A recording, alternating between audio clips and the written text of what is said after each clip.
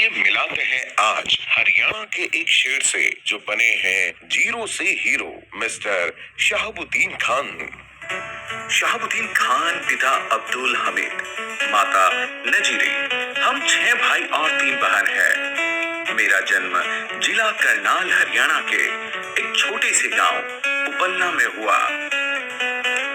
जब मैंने होश संभाला तो मेरे घर में गोबर का पोंछा लगता था और हमारा घर की छत पौधों को काटकर उसकी छत बनी हुई थी।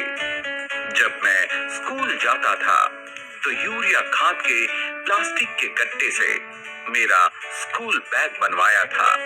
मैंने बहुत कम उम्र में डिसीजन लिया कि मैं फोटोग्राफर बनूंगा। मेरे गांव से एक कस्बा जिसका नाम असंध है, जो कि मेरे गांव से 12 किलोमीटर दूर पड़ता है। मैं 5 बजे सर्दियों के दिनों में साइकिल पर असंध गांव में फोटोग्राफी सीखने जाने लगा। सर्दियों में साइकिल पर हाथ सुन पड़ जाते थे, पर मैं कभी भी सीखने में पीछे नहीं रहा। मैंने 4 साल तक राज स्टूडियो पर फोटोग्राफी का काम सीखा। फोटोग्राफी सीखने के बाद मैंने गोहाना जिला सोनीपत में शिफ्ट हो गया और मैं गोहाना में अपना स्टूडियो चलाने लगा। छोटा सा कमरा किराए पर लेकर रहने लगा।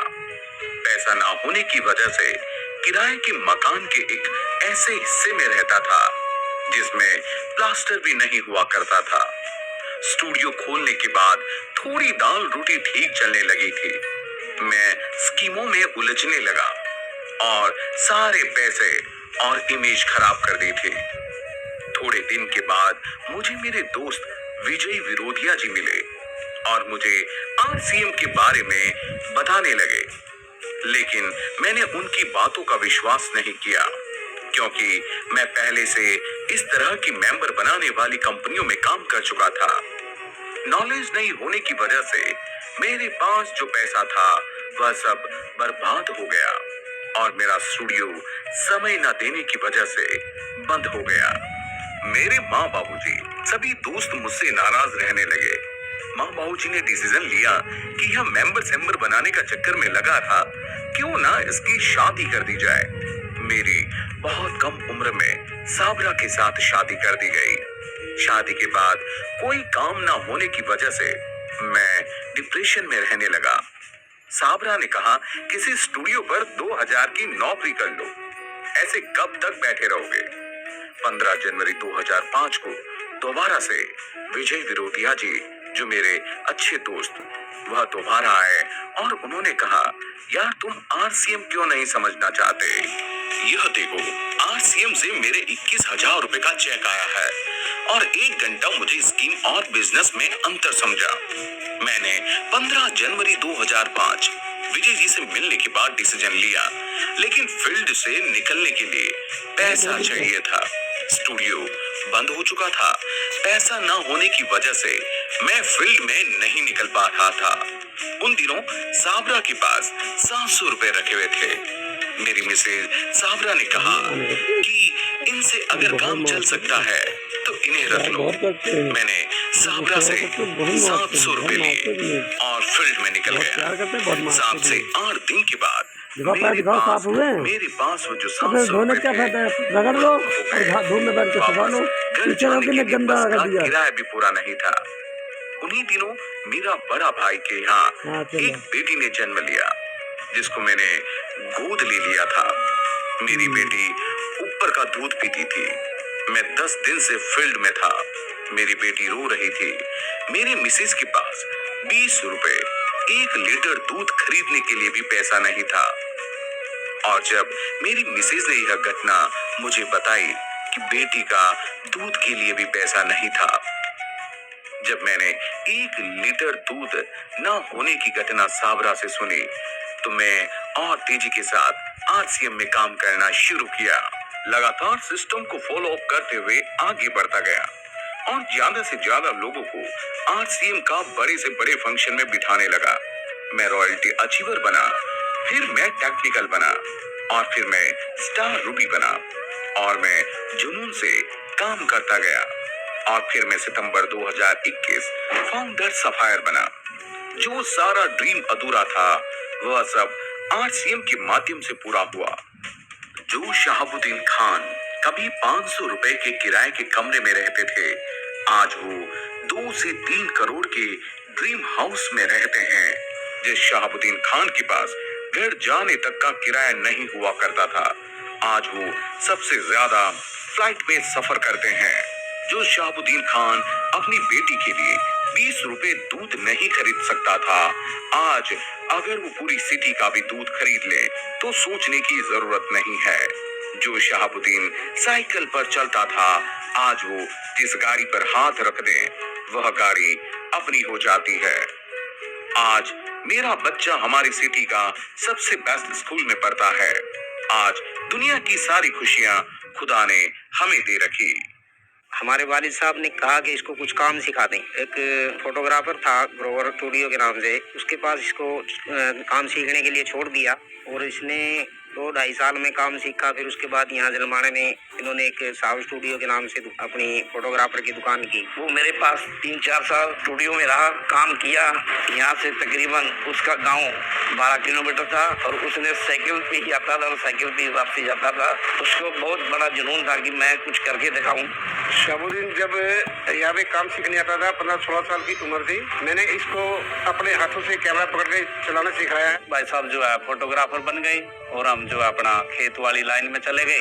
जब मैं फोटोग्राफी करता था, रात दिन लगा रहता था, मैं एडिटिंग करता था, नींद जो है मैं पूरी नहीं कर सकता था। 24 घंटे काम करता था, उसके बावजूद भी दाल रोटी चल रही थी। तो इसी हिसाब से फिर हमारी आंखें छुट गई, तो पेन कॉपी निकाली। हमने कहा हम भाई कोई ना कोई स्कीम लेगा है क्या। और जब उसके घर गया, उसको मार्केटिंग प्लान दिखाया तो उसके अजीब से इंप्रेशन थे कि यार ये शहाबुद्दीन क्या ये मेंबर बनाने के काम शुरू कर दिए। और जब उसने ये बोला तो मैं बड़ा उदास होकर वहाँ से लौटा। ये बेचारे बचपन से हमारे द्वारा आए हुए हैं, इनका कोई घर बार नहीं था। ये बचपन से आकर ये हमारे घर में बेचारे रह करते। मेरे ऊपर काफी टोंट कसे जाते थे। मैंने इनको बोला मैं कैसा काम करते हो आप, अब थोड़ा मेरे को भी तो बताओ ना। आप मेरे को टाइम ही नहीं देते। आप कभी 5 मिनट के लिए जाते हो तो अगले दिन आते हो, अगले दिन को कह के जाते हो तो 10 दिन में आते हो। तो एक अजीब सी नजरों से लोगों ने मेरे को देखा कि यार मतलब ऐसा हो गया जैसे जब हम इस तरह का कोई काम करते हैं तो दोस्तों ने मेरे को एकदम दूर कर दिया कि भाई पता नहीं मैंने कोई गुनाह कर दिया हो। जैसे रिश्तेदारों से कईयों से मेरी बात हुई, उन्होंने भी मेरी बात को नहीं सुना। किसी कंपनी को लेकर मेरे पास आता था तो मैं इसको बड़ा गुस्सा होता था कि तू कैसे धंधे में बड़ा हुआ है, तू बर्बाद हो जाएगा। तो इसके घर पे जाते थे तो इसके घर पे चाय भी पीने के लिए नहीं मिलती थी। हम इसको बहुत मना किया करते थे, तू हाँ ऐसे धंधों में बड़ा हुआ है, लेकिन ये नहीं मानना और वो अपने उसी रास्ते पे चलता रहा। और ये जो थे मतलब बहुत ज्यादा संघर्षशील थे। ये काम मेहनत, जिस काम में भी जाते थे मेहनत बहुत करते थे। मैंने कभी सोचा भी नहीं था। मैं एक छोटे से किराए के रूम में रहती थी और कभी मेरे मायके वाले आते थे, मैं यही सोचती थी कि उनको मैं कहाँ लिटाऊंगी, कहाँ बिठाऊंगी, कहाँ मैं खाना बनाऊंगी। इनके ड्रीम में सुनता था, ये बोलते थे कि भाई मैं बड़ी गाड़ियां लूंगा, बड़े बंगले लूंगा, हवाई जहाजों में घूमूंगा। और मैं इनके ऊपर हंसता था कि साइकिल पे चलने वाला व्यक्ति इतने बड़े सपने देखता है। जिंदगी में कुछ ऐसा करना है कि मोबाइल तो छोड़ो, दुनिया के अंदर हर खुशियों की लाइन लगा देनी है। मेरे पापा नेटवर्क मार्केटिंग करते हैं, आरसीएम का नाम लिया। मतलब जो भी मुझे पता चला उस टाइम पर, जो समझ आया मैंने सब बताया। तो मेरी टीचर ने भी मेरा काफी मजाक उड़ाया, मेरे फ्रेंड्स मुझ पर हंसने लगे। मैं एक छोटे से किराए के कमरे में रहता था जिसमें प्लस्तर भी नहीं था। मैं एक फोटो के माध्यम से दिखाना चाहता हूँ, मेरी फोटो पड़ी हुई है वो। तो ये देखिए आप इस स्क्रीन पे देख रहे होंगे कि ये प्लस्तर भी इस कमरे में नहीं हुआ करता। मिसिज कहने लगी ऐसा कब तक चलेगा, क्यों ना किसी फोटोग्राफर की दुकान पे तुम नौकरी कर लो, 1000-2000 रुपए में नौकरी मिल जाएगी, कम से कम गुजारा तो होगा। आज की जिंदगी और कल की जिंदगी में जमीन आसमान का अंतर है। बड़ी बड़ी गाड़ियां हैं, उसके पास एक सपना था,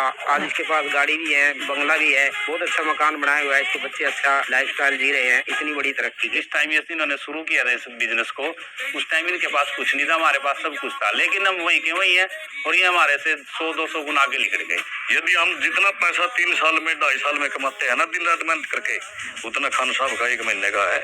और आरसीएम के जरिए से आज मैं एक 250 रुपए के सोचने वाली 2.5 करोड़ के मकान में मैं रहती हूँ। शहाबुद्दीन खान को इनके बचपन के दिनों से बहुत अच्छे से जानता हूँ। उसका बिल्कुल जीता जागता उदाहरण हमारे सामने है। अगर मैं ये कहूँ कि ये एक मेहनत का चलता फिरता साहित्य हमारे शहर में मौजूद है तो ये कोई अतिशयोक्ति नहीं होगी। इन्होंने जितनी मेहनत की, बिल्कुल एक सामान्य से परिवार से उठकर और अपनी संघर्ष के बल पर, मैं ये कहता हूँ कि जब आदमी को खून की जरूरत होती है तो वो कहीं ब्लड बैंक से खून मांगता है, और कुछ आदमी ऐसे होते हैं कि जो खून को अपनी नस के मुंह लगाकर अपनी पूर्ति पैदा करते हैं। ये उन शख्सियत में से शहाबुद्दीन खान जी हैं। I am proud of my dad, क्योंकि उन्होंने आज हमें सब कुछ दिया है जो हम डिजर्व भी नहीं करते, वो अभी आज हमें दिया है। आज मेरे पास जो 500 रुपए के किराए के कमरा था मेरे पास, उसका किराया देने के पास पैसे नहीं होते थे। आज जहाँ पे मैं बैठा हूँ ये मेरा अपना स्विमिंग पूल है। 2.5 से 3 करोड़ रुपए के घर में मैं अभी रहता हूँ। और आरसीएम के माध्यम से पापा ने हमें पूरा हिंदुस्तान घुमा चुके हैं। पापा 2 साल तक बेड पे रहे, लेकिन इनकम हमारी आरसीएम से नहीं रुकी।